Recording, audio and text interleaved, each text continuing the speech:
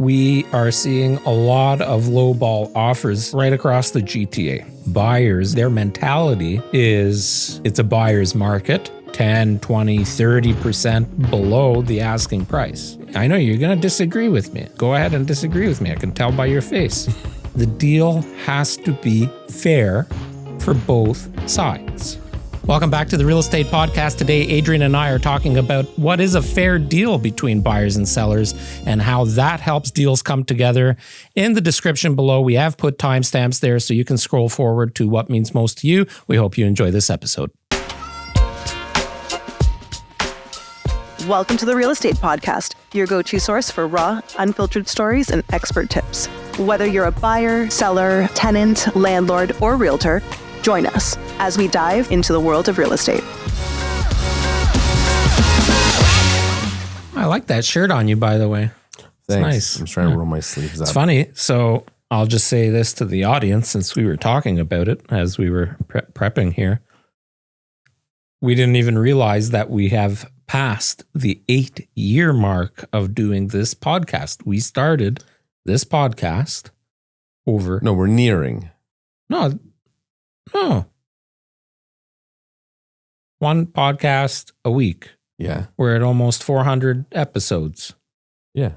Yeah, it's 52 weeks in a year. We haven't missed a week. Oh, yeah. I forgot about the 2. Right. So Yeah, that's crazy. It's hard to believe. every week you can go back and watch every episode on YouTube, except one, which we got in trouble for. Did we take it down? Yeah, we must had have. to. We were required by the Real Estate Council of Ontario because we spoke about a listing that wasn't ours. It wasn't even so much that we spoke about a listing that wasn't ours. It was because something one of us said confidently, implying that we knew the motivation or one of the motivations of the seller, Right. which the seller contested as not accurate. Correct. And it was all a bit silly. Yeah. And It then was true, though. Probably. Probably, yeah. So I want to talk a little bit about buyer and seller expectations, but you can title this chat today, this podcast, as what is a fair deal? That's not what you said earlier. What did I say earlier? You said something along the lines of, in order to put a deal together, it needs to be fair for both Yeah, parties. well, that's where I'm going to get with this. Okay. Yes. Okay.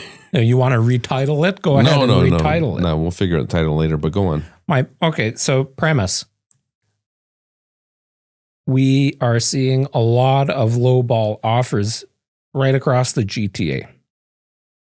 Buyers are using the mentality, their mentality is it's a buyer's market and they want to try, and that you're hearing all kinds of excuses or reasons for an offer being absurdly low.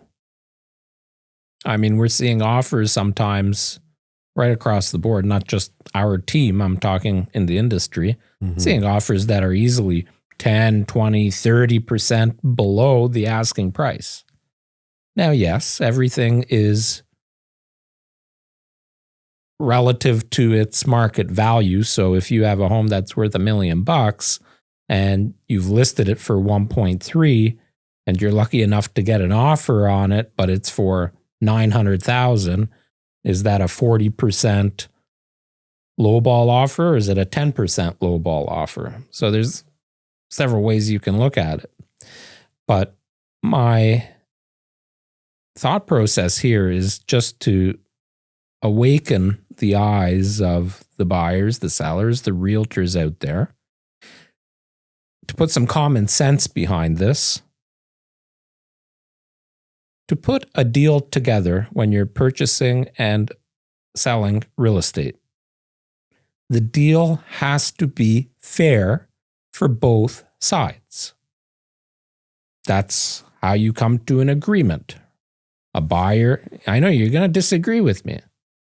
And go ahead and disagree with me. I can tell by your face. So, in my professional opinion, and of course, most of the time, the majority of deals are. I agree. Okay, what are you going to talk about when a seller's in duress? Yeah. And has to sell, has no choice? Not They're going to only be that, forced. Let me finish. Okay. A typical transaction means there's people on both sides that have to see it as being fair for them to sign off on that deal. So even if you're the one that bought the home 4 years ago and you're losing $400,000, maybe you don't think it's fair, but it's fair to the market. And if it wasn't fair to the market, you wouldn't sign it. That's my... Yeah.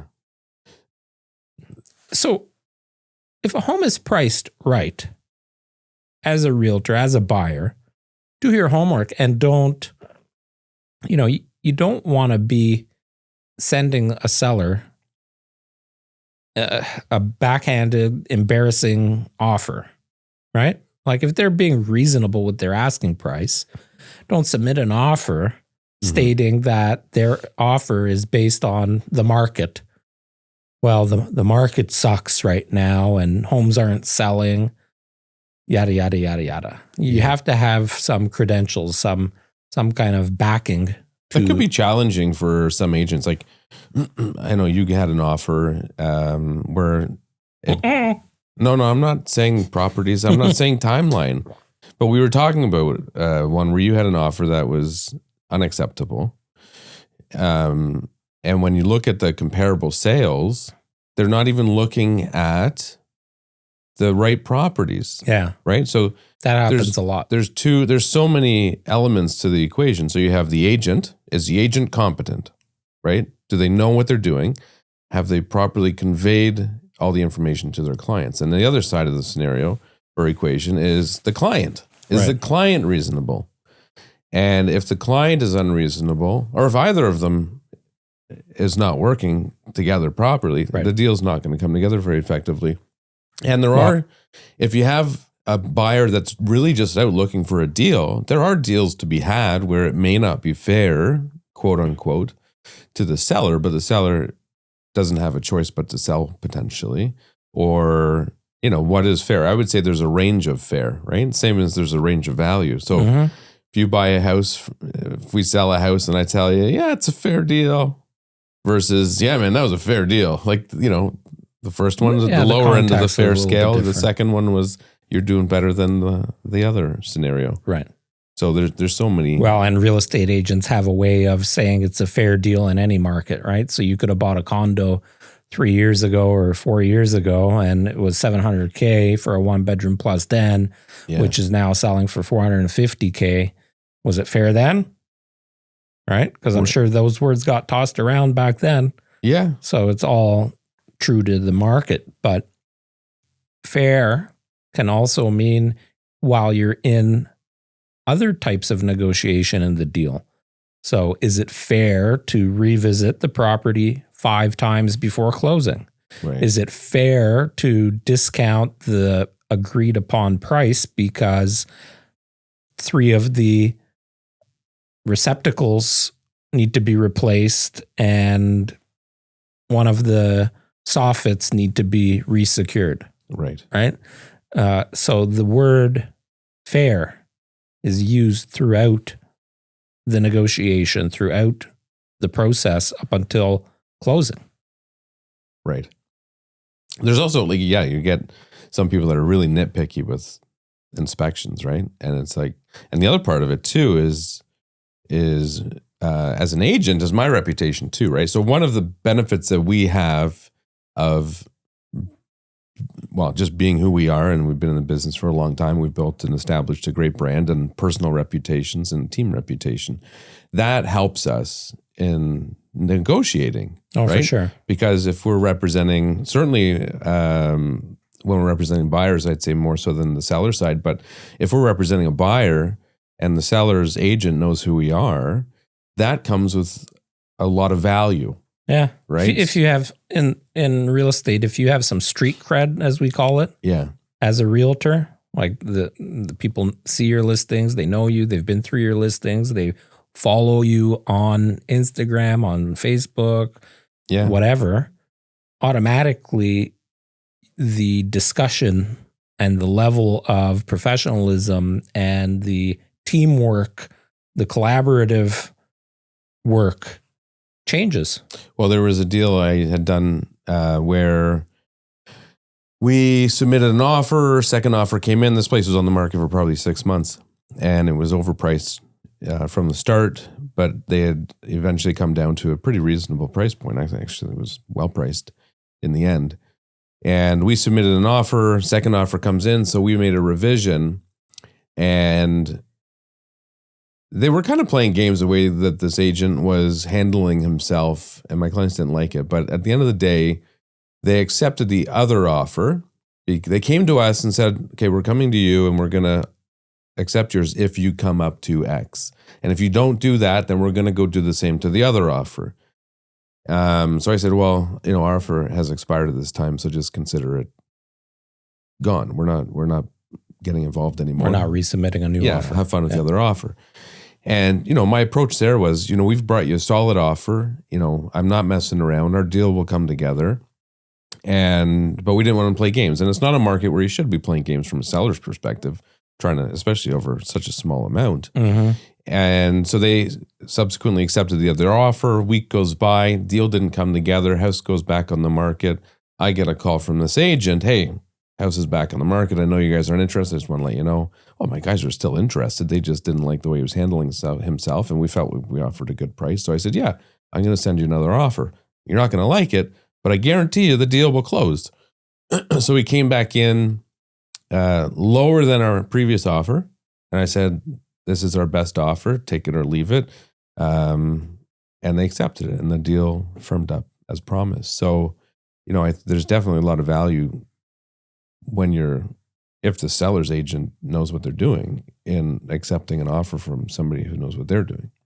Yeah. Well, and how well the buyer's realtor has qualified their own client and the confidence level in that relationship too. Yeah. Well, that was a good scenario where I think it was a fair deal. I think my buyers did better than the seller if you were to look at, put it on a scale of sorts. Yeah. But, I think it was still a fair deal because we improved our offer from the conditions perspective and said, hey, your deal fell through based on financing. So we're going to pull that clause and make it a little bit more comforting for you. Yeah. We've talked about that before. Conditions cost money when you're negotiating. Yeah. In this case, it was like $15,000. Yeah. So, that's just an example of, what is fair. It's all subjective. So this will kind of tie into this topic. I think sellers should be warned right now about when they get fair offers, not being greedy. So even though you just came to the market a few days ago, a week ago, however long, you can put any kind of timestamp on that. If you have a reasonable, quote unquote, fair offer, don't turn it away. Don't work with it because you might not get another one. Or by the time you do, you may be accepting less than that offer because now 60, 90 days later, maybe you've repriced the home. Maybe there's no interest. Maybe the market has shifted. Maybe the desirability for that segment has changed.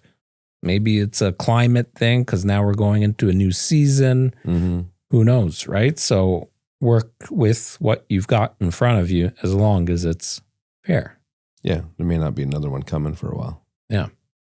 And we've seen that. We've taken on listings that didn't sell and, they had it listed a lot higher and they were hopeful. And actually there was one, which one was it? Oh, it was that one actually that we ended up buying.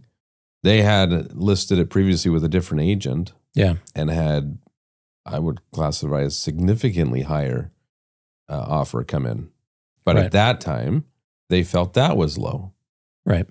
I'm guessing, I didn't know the number, but I'm guessing it was at about a $50,000 spread from where we ended up. Right. So, they're kicking themselves. So in their eyes, they're probably like, no, this is not fair, but it's life and we got to move. So that's how it rolls. Cool. Good chat. See you next week. See ya. Thanks for listening. Thanks for watching the Real Estate Podcast. We hope you enjoyed this episode. Show us some love. Give us the thumbs up. Leave a comment below. And be sure to watch episode 358, where we talk about what makes a great real estate agent versus a not so great one. That all ties into this episode as well. We hope you enjoy that one too. And we'll see you next time.